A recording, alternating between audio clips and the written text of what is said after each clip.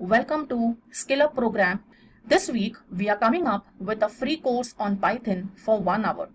As you can see in this course, we would be covering the basic codes, variables, Colorama library, string functions, formatted strings, and operators.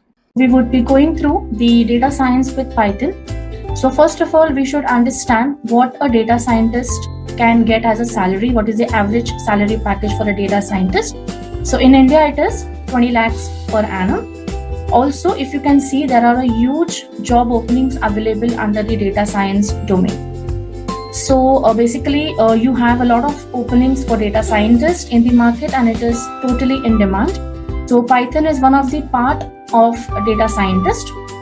Let's continue further and understand first of all that Python is the most popular programming language. Okay, so it is basically used to create many cool things, like you can do some automation process, you can go for some artificial intelligence, you can create some various building applications using Python. You can also create various websites.